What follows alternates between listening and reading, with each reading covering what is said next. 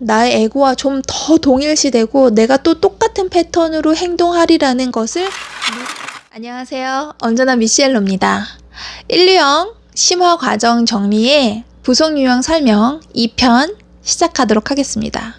부속 유형 설명을 할 차례인데요. 인류형은 자기 보존 본능, 개인적 본능, 사회적 본능 이 세 가지가 어떻게 다를까요? 인류형의 자기 보존 본능의 사람들은 불안에 집중합니다. 당신은 인생을 선물이 아니라 투쟁이라고 봅니다. 당신에게 사랑은 버는 것이고 무언가 얻기 위해서는 반드시 뭔가 지불해야만 하고 또 노력해야 한다고 확신합니다. 당신은 자신이 가지고 있는 것을 지켜야 살아남을 수 있다고 믿고 있으며 모든 것에 대비합니다. 내가 지닌 것은 내 것이다. 내가 노력해서 얻은 것이다. 그러므로 의존하는 것은 본질적으로 자립한다고 하는 당신의 사고방식에 위협이 됩니다.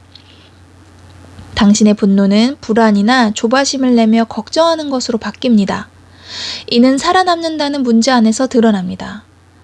즉 모든 상황에서 필요한 것을 모두 갖추고 있고 일을 아주 바르게 하고 앞으로 일어날 일에 대비하고 개인적인 문제를 다루는 것 등입니다. 당신은 갖추어진 위협, 모욕, 불의 등을 드러낼 수 있는 레이더를 마음속 깊이 가지고 있고 보살핌을 받지 못한 채 떠돌아다니는 것 같은 사람을 향해서 원한을 갖습니다. 그런데 재미있는 것은 이는 당신의 감추어진 욕구를 드러내 보여주는 것일 수도 있습니다.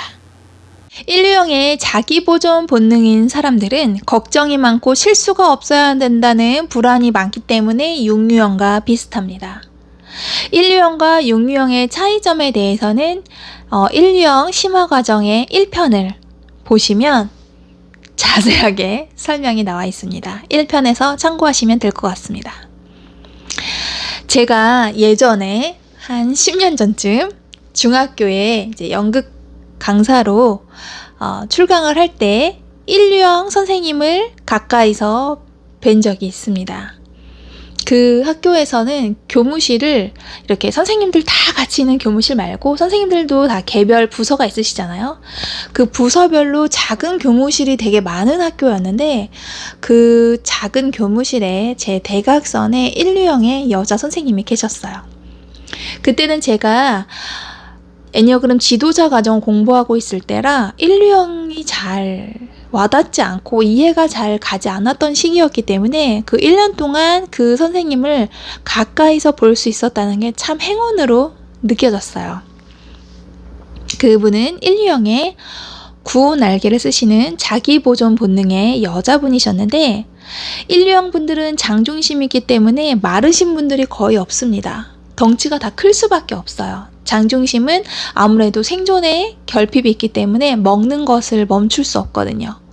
또 인류형이신 분들은 구날개를 쓰시는 분들이 가슴 중심의 2번 유형 날개를 쓰는 분들보다 더 덩치가 큽니다. 인류형의 구날개를 쓰시는 그 여자 선생님이 자기 보존 본능이라는 것을 알 수 있었던 결정적인 어떤 일이 있었는데요. 그날 아침부터 굉장히 비가 많이 오던 날이었어요. 그때 선생님이 쉬는 시간에 우산 얘기를 꺼내시는 거예요. 자기는 비 오는 날 이제 아이들 하교하기 전에 교실에 가서 얘기를 할 때 꼭 우산을 챙기라는 얘기를 한답니다. 애들이 우산을 놓고 가는 게 너무 싫으시대요. 자기가 선생님 초년 시절부터 이거를 절대로 까먹지 않고 한다고 하시더라고요. 자기 물건인데 자기가 챙겨야지 비가 그쳤다고 우산을 안 챙긴다는 것이 이해가 할 수 없다면서 일화를 하나 들려주셨는데 선생님에겐 딸이 있었습니다. 그때 당시에는 이미 선생님의 딸은 고등학생 정도가 됐었는데 그 고등학생이 된 딸의 초등학교 때 일이에요. 그 딸이 초등학교 때 이제 아침에는 비가 와서 우산을 들려보냈는데 오후에 우산도 없이 집에 왔다는 겁니다. 우산을 왜 안 갖고 왔어? 까먹었어요. 그래? 가서 가져와. 비가 오는 날 좀 날이 어둑하잖아요. 그리고 그때는 이미 저녁이었다고 선생님이 얘기하셨거든요. 저녁 몇 시인지는 모르겠어요. 우산을 두고 왔다고 초등학생 딸을, 그 초등학생 몇 학년인지 저 너무 궁금했는데 감히 물어보지도 못하고 약간 무서우셨거든요. 감히 물어보지도 못하고 이렇게 얘기를 듣고 있는데 혼자 보냈다는 거예요. 가서 가져와. 네 물건 네가 챙겨야지. 장중심이면서 자기 보존 본능의 사람들은 내 물건, 내 것, 내 사람, 이거 챙기는 걸 굉장히 중요하게 생각합니다. 내 딸이 초등학생이건 나이가 어리건 지금 날이 어두워졌건 상관없어요. 네 물건 네가 챙겨. 안 갖고 왔어? 가져와. 이게 그분에게는 너무나도 당연한 논리이고 이치예요. 근데 그 교실에 다른 분들은 장중심인 분들이 한 분도 안 계셨던 걸로 저는 기억을 하는데 다른 분들이 깜짝 놀란 거예요. 그 저녁에 애를 학교에 보냈어? 학교 무섭지 않아? 그랬더니 선생님이 대수롭지 않다는 듯이 가져오랬더니 진짜 갖고 왔어? 웃으면서 얘기하시는 거예요. 기특하다는 듯이. 선생님들 분위기가 싸해졌어요. 어떻게 딸한테 그럴 수 있지? 라고 하시지만 다들 그 얘기를 입 밖에 내시진 않으시더라고요. 어떻게 갖고 왔냐고 물어보고 싶었지만 저도 그렇게까지 친하지 않아서 물어보진 못했는데 이 일로 이분이 자기 보존 본능이시구나 라고 느낄 수 있었습니다. 그리고 이분은 만약에 점심시간 급식이 그 학교가 좀 맛이 없는 편이었는데 급식이 마음에 들지 않으면 아침부터 도시락을 싸오세요. 근데 도시락은 뭐 밥에 반찬에 뭐 거하게 싸오시는 건 아니고 냄새나지 않는 것들로 한 입에 쏙쏙 먹을 것들로 흘리지 않는 내용으로 인류형이 약간 이런 위생, 소독 이런 거에 굉장히 철저한 사람이거든요. 그렇기 때문에 그 선생님 덩치에 맞지 않는 아주 작은 도시락에 한 입에 먹을 수 있는 내용물로 싸우시고 과일 몇 개 이렇게 점심을 때우세요. 그럼 다른 분들이 아니 그걸로 식사가 돼요? 라고 물으시면 충분해요. 오늘 급식이 맛없을 것 같아서 싸왔어요. 이러고 마시더라고요. 인류형은 장중심이지만 먹을 것을 좋아하지만 먹을 것을 잘 먹으면서도 억제합니다. 이들이 분노를 억제하는 것과 똑같아요. 너무 많이 먹지 않으려고 항상 노력합니다. 하지만 그것이 억누르다 갑자기 욕구가 폭발해서 어떤 날은 또 너무 많이 먹어요. 이런 것을 끊임없이 반복하는 유형입니다. 너무 많이 먹고 너무 안 먹고 내 감정을 억제하는 것과 똑같은 것으로 내 식욕도 내 모든 욕구도 그렇게 억제해버립니다. 또 이분을 보면서 반응 형성, 인류형의 반응 형성을 한번 관찰할 수 있는 기회가 있었는데요. 그날은 이제 제가 수업이 끝나고 쉬는 시간에 교무실에 들어왔더니 그 선생님이 어떤 학생들을 혼내고 계시더라고요. 자기 반 학생들은 아니고 다른 반에 이제 과제물을 걷어오라고 시켰는데 그 학생이 자기 과제물을 내지 못한 거예요. 그래서 쉬는 시간에 과제물을 들고 교무실에 선생님을 찾아온 겁니다. 선생님 죄송해요. 이거 과제물 가져왔어요. 그럼 그래 알았다 놓고 가라. 이러면 끝날 일인데 그 학생의 뭔가가 그 선생님을 거슬리게 했던 거죠. 장중심은 특히 인류형은 내 통제 아래에 모든 사람이 있어야 된다고 생각하기 때문에 그 순간을 참지 못합니다. 게다가 인류형인데다가 선생님이시기 때문에 그게 조금 더 심할 수밖에 없죠. 너 지금 뭐라고 했어? 이거부터 시작이 되는 거죠. 그 학생의 태도가 선생님을 대하는 태도가 맞지 않다고 옳지 않다고 그 짧은 쉬는 시간 동안 설교를 늘어놓으시는데 그 학생이 중학교 2학년 학생이었기 때문에 그런 선생님의 질타에 네 죄송합니다 하고 갈 성격이 아니었던 거예요. 중학교 2학년이잖아요. 그 학생이 조금만 더 똑똑하고 똑부러지는 사람이었다면 이 선생님은 이러면 안 돼 하고 빨리 사과드리고 용서를 구하고 굽신굽신하면서 빨리 나갔으면 자기의 쉬는 시간도 챙길 수 있었을 텐데 그걸 하지 않았기 때문에 엄청 혼났어요. 근데 그 두 사람의 만남은 과제물을 늦게 내서 온 거잖아요. 그런데 이 선생님은 그 학생으로부터 사과가 듣고 싶었고 선생님으로서 당연히 제자에게 권위가 있었으면 좋겠던 거예요. 이 학생이 선생님에게 뭔가 자신의 잘못을 드러내는 표정과 몸짓과 태도를 취하지 않은 거죠. 그렇기 때문에 그 학생은 그 쉬는 시간 10분을 날려먹고도 새로운 수업 시작 종이 쳤는데도 계속 혼났어요. 저는 그 교무실이 너무 숨이 막혀서 다른 선생님들도 일절 말을 안 하시더라고요. 그 교무실을 떠나고 싶었는데 그 다음 수업이 저는 정말 안타깝게도 수업이 없었고 그때는 겨울이라서 복도가 너무 추웠어요. 갈 데가 없는 거예요. 그래서 조용히 앉아서 컴퓨터만 하고 있었는데 얼마나 숨이 막히던지요. 인류형은 너 지금 잘못했지? 용서를 빌어 라고 얘기하지 않고 너가 지금 잘못한 것이 무엇인지, 너의 위치가 어디인지, 그럼 나의 위치는 어디인지 설명합니다. 학생이 못 알아들어요. 다시 처음부터 계속 설명하면서 압박합니다. 왜냐? 잘못했어요, 선생님. 이 말을 듣기 위해서입니다.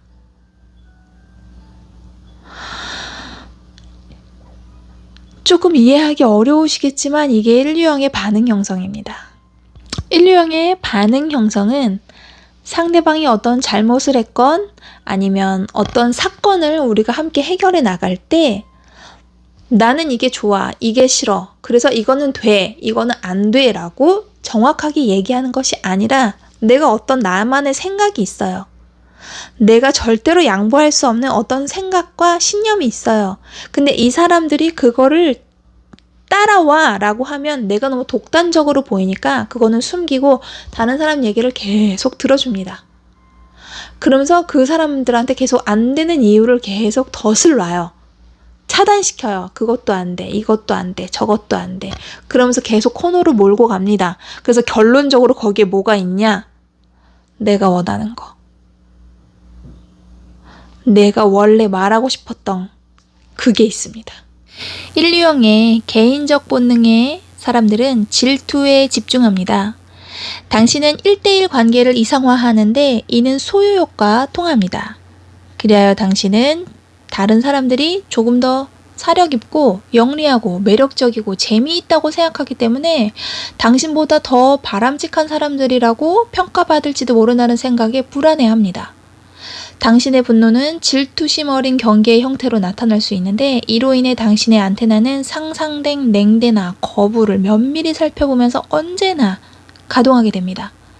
당신 안에 자리 잡고 있는 원한과 끊임없이 비교의식으로 대화가 열기를 띠고 화를 터뜨릴 때가 있는데 그로 인해 다시 괴로워집니다. 자신을 다른 사람과 끊임없이 비교함으로써 생기는 고통은 다른 사람이 성공하고 인기를 누리고 직장에서 승진하고 사회적으로 능력을 제대로 발휘하는 데 대한 질투심으로 변합니다.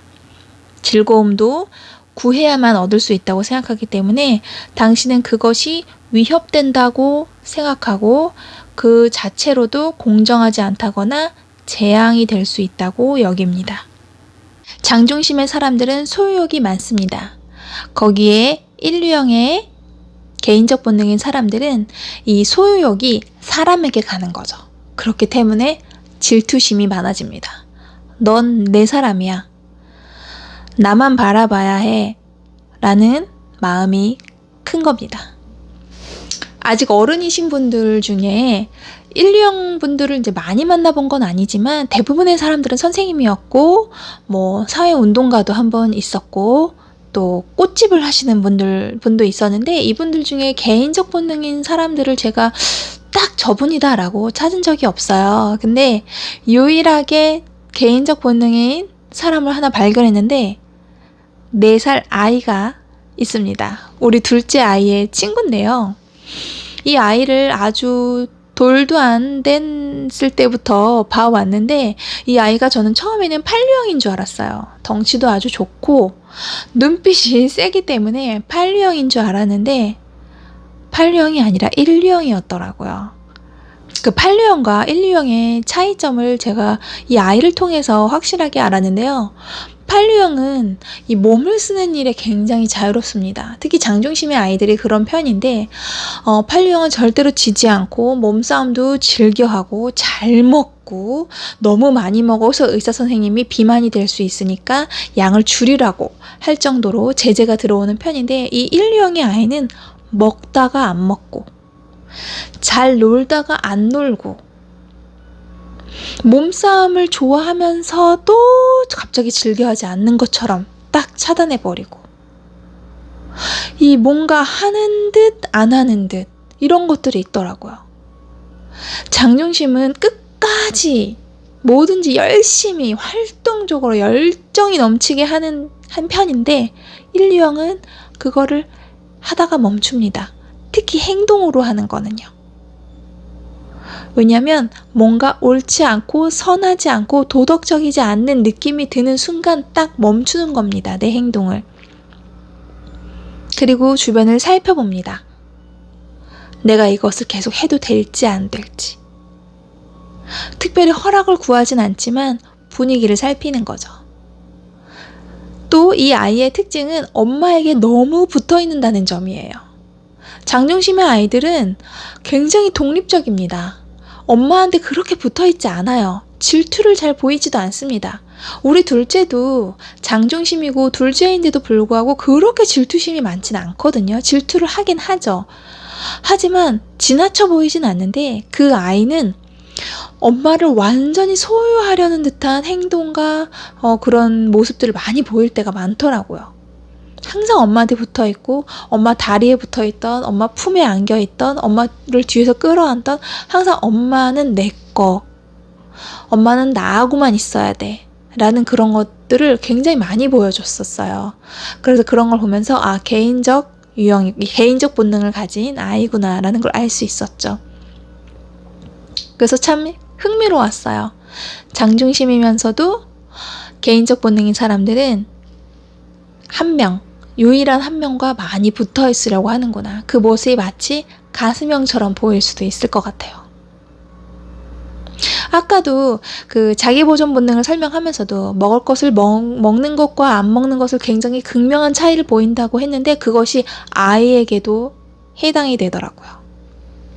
또 그 아이는 형하고 위에가 형이라서 잘 싸우는데 분노를 터뜨리는 모습이 아이답지 않다고 많이 느꼈어요.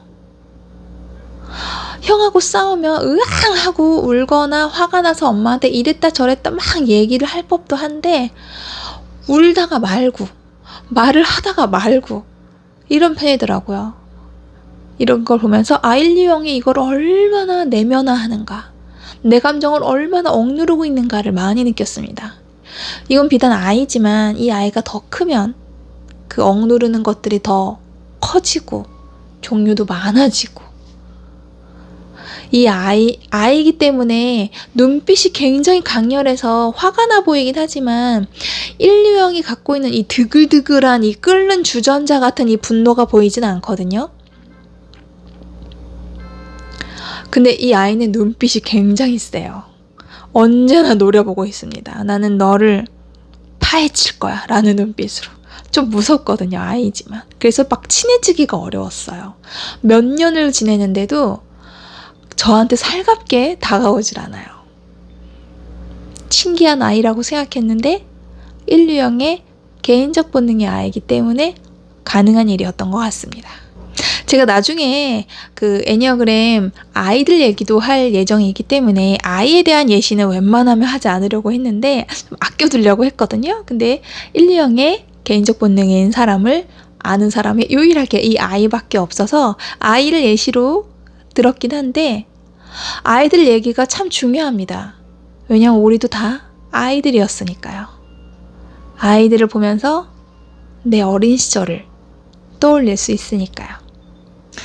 1, 2형의 사회적 본능인 사람들은 적응성, 비적응성에 집중합니다. 당신은 정치적, 사회적, 종교적으로 대의명분에 참여하는 것을 중요하게 여깁니다. 자기 관점만이 옳다고 생각합니다. 타인의 신념과 당신의 신념이 일치하지 않을 때 특히 당신은 옳고 선하고 참되다고 생각하는 것이 위협받는다고 느낄 때 융통성을 발휘하기 힘듭니다. 당신의 분노는 자신이나 그룹이 완벽하지 못하다고 하는 좌절이나 비난의 형태로 나올 때가 많습니다. 당신은 타협하거나 주고받거나 허용하거나 최선이 아니라 차선의 동기를 용인할 수도 없고 기꺼이 용인하려 하지도 않습니다. 행동의 과정에 대해 확신할 때 마음을 열거나 다른 대안적인 입장을 이해하기 힘듭니다. 그룹이 정해진 기준에 도달하지 못하면 그들을 끊임없이 비난합니다. 당신은 그룹을 향상시키려고 애쓰는데 그렇게 하지 못할 경우에는 높은 도덕적 입장을 취하고는 상관하지 않습니다. 아이들을 이제 어린이집에 보내면서 보니까 어린이집 선생님들은 대부분 1유형, 6유형, 7유형 분들이 많으시더라고요. 그 중에 가슴형 분들도 있긴 있지만 어쨌든 숫자적으로는 6유형, 7유형 선생님들이 가장 많고 1유형 선생님들을 가끔 만납니다. 그리고 지금 저희 첫째 딸, 7살 된 저희 첫째 딸 선생님이 1유형의 이 날개를 쓰면서 사회적 본능의 선생님이었어요. 이분은 원래는 다른 나이대 선생님이었기 때문에 이분에 대해서 잘 몰랐는데 그냥 듣기로는 굉장히 활발하고 에너지가 넘친다 라는 얘기를 많이 들었습니다.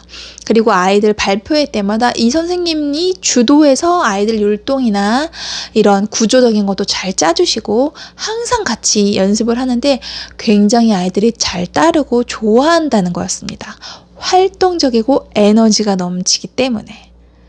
그리고 선생님이 이제 엄마들하고 통화할 때도 선생님의 이 지나친 너무 열정 과다된 에너지 때문에 엄마들이 오히려 주춤주춤 한다는 얘기를 들었어요.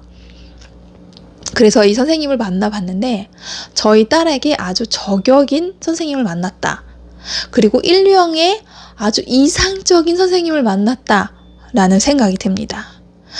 왜냐면 전에도 저희 딸이 5살 때 1유형 선생님을 만난 적이 있었는데 그때는 좀 건강하지 않은 선생님을 만나서 저희 딸이 마음고생을 굉장히 많이 했습니다.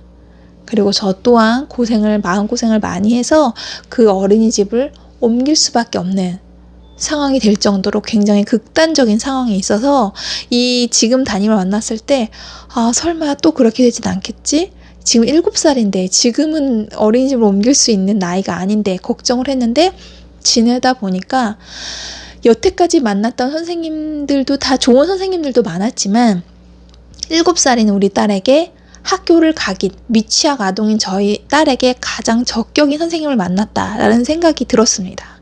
왜냐하면 이전까지 선생님들 중에서는 저 엄마인 저보다도 우리 딸에게 너무 허용하는 것들이 너무 많아서 약간 그런 게 제가 좀 불만이었거든요. 엄마인 나는 뭘 허용해도 괜찮은데 선생님들은 좀 그러지 않아 주셨으면 했는데 정말 너무나도 마음이 연약하신 선생님들을 많이 만났는지 우리 딸이 싫어하는 거, 하기 싫은 거, 이런 것들을 잘 통제해주지 못해서 너무 이게 천방지축으로 자라고 있는 것이 아닌가. 집에서도 통제하는 사람이 없는데 어린이집에서까지 그래서 참 얘가 학교를 가서 잘할까라고 생각을 했는데 이번 선생님은 1유형답게 되는 거, 안 되는 거 확실하게 구분해 주시고 또 이 아이가 싫지만 꼭 해야 되는 것들이 있잖아요. 그런 것들도 잘 설득해서 힘있게 이끌어가 주시니까 아이가 처음에는 여태까지 선생님들은 하기 싫다 그러면 다 안 시켰는데 이 선생님은 그래도 해야 된다고 하니까 처음에는 약간 싫어 라고 반항을 했지만 이끌려 가더라고요. 특히 숫자 공부하는 거나 한글 공부하는 거에 있어서 그전까지는 애가 막 너무 싫어하고 공부하기 싫다고 도망 다녀서 엄마인 저도 시킬 수가 없었고 선생님들도 다 그러려니 아직 어리니까 냅뒀었는데 이제는 냅둘 수 있는 나이가 아니잖아요. 근데 이 아이를 어떻게 설득하고 구슬렸는지 선생님을 잘 이끌어 주셔서 선생님을 잘 따르게 됐어요. 그래서 숫자 공부도 지금은 열심히 하고 한글 공부도 늦었지만 지금 조금씩 해나가고 있어요. 선생님이 자주 하시는 말씀이 싫다고 하면 그래 싫지 하지만 해야 돼. 왜냐면 하면서 설득을 막 해주시는 거예요. 그 전 선생님보다는 이끌어주시는 힘이 더 좋기 때문에 아이가 잘 따라갈 수 있더라고요. 그런 부분이 참 믿음직스럽구나. 1, 2형이면서 이렇게 에너지 넘치고 또 사회적 본능인 사람이 그 자기 보존 본능이나 개인적 본능인 사람보다 사회적 본능인 사람들이 더 에너지가 넘칠 수밖에 없습니다. 모두를 아우르니까요. 그래서 저는 선생님들한테 선생님 너무 좋아요 라고 말 잘 안 하는데 이 선생님한테 유일하게 선생님을 7살에 만나서 얼마나 다행인지 몰라요 라고 막 웃으면서 감사드린다고 했더니 이분이 뭐라고 말씀하셨냐면 6살 때 만났으면 예의가 도망갔을지도 몰라요 라고 웃으면서 얘기하시더라고요. 본인이 아시는 거죠. 자기가 얼마나 아이를 포기하지 않고 놔주지 않는지. 자기가 어떤 사람인 것을 알고 있으면 지나치게 과장되게 행동하거나 말하는 것을 제어할 수 있어요. 이 선생님은 그런 힘이 있으신 것 같아요. 이런 선생님만 있으면 얼마나 좋을까? 이런 생각이 듭니다.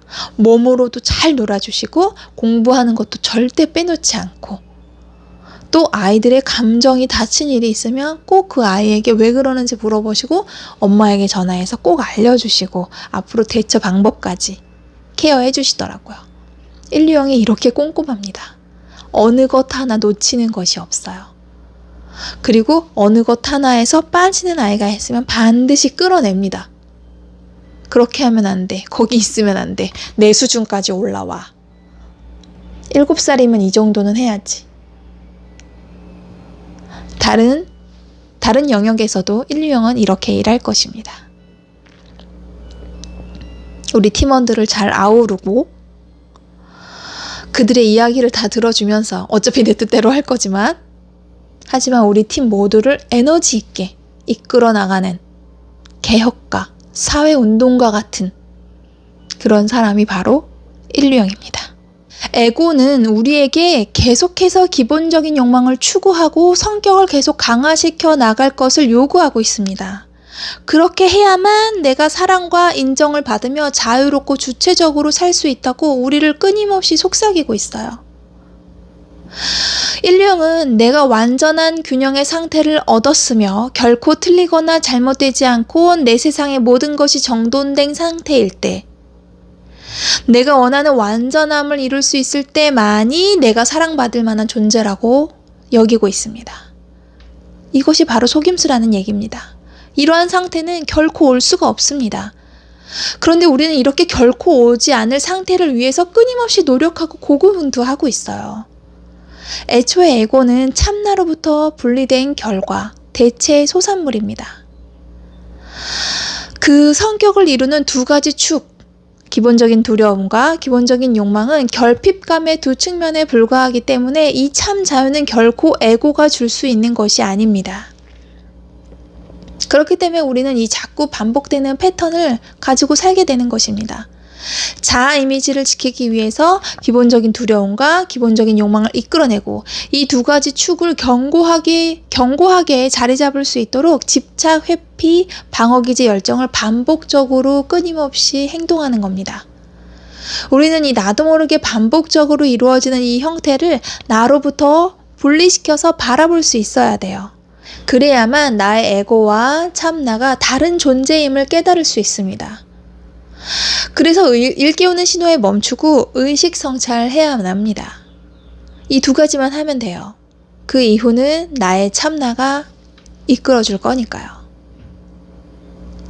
하지만 이 두 가지를 꾸준히 실천하고 지속하는 일은 아무나 할 수 없다는 게 참 안타까운 현실입니다. 1, 2형은 내가 선하고 옳은 일을 하고 있다면 내가 반드시 선해야 되고 옳은 일을 해야만 사랑받을 수 있다는 이러한 의식에서 내가 그렇지 않다 하더라도 나는 있는 그대로 사랑받을 만한 존재라는 의식의 전환이 이루어져야 합니다.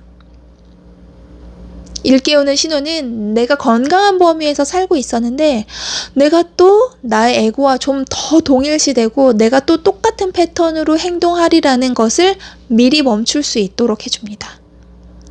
1, 2형의 일깨우는 신호는 자신이 모든 것을 개선시켜야 한다는 의무감을 느낀다라는 것입니다. 그래서 다른 사람을 고쳐줌으로써 다른 사람에게 나의 기준을 고집하는 거죠. 이럴 때 멈추기만 하면 됩니다. 사실 이 멈춘다는 건 절대 쉽지 않아요. 잠시 나의 행동을 멈추고 바라봅니다. 그리고 의식성찰하는 겁니다. 내가 또 내 생각만 옳다고 고집부리진 않았나? 상대방에게 분개했을 때 그 사람에게 내가 연민을 느끼긴 했나? 바라봅니다. 1, 2형의 열매는 쾌활한 고요, 평온입니다. 고요하고 평온한 마음으로 자기 자신을 대할 수 있을 때 1, 2형이 원하던 진짜 개혁을 할 수 있습니다. 사람의 마음을 움직이는 것은 힘이 아니라 미소일 때가 많거든요. 1, 2형은 선생님이라는 직업을 많이 선택하게 됩니다. 그들이 다른 사람의 단점을 볼 수 있는 눈과 그것을 이끌어줄 수 있는 힘을 가졌기 때문이죠. 요즘 같은 세상에는 1, 2형의 힘이 참 많이 필요합니다. 9가지 유형 중에 1, 2형이 숫자가 좀 적다는 게 참 아쉽습니다. 그럼 다음 시간에 뵐게요.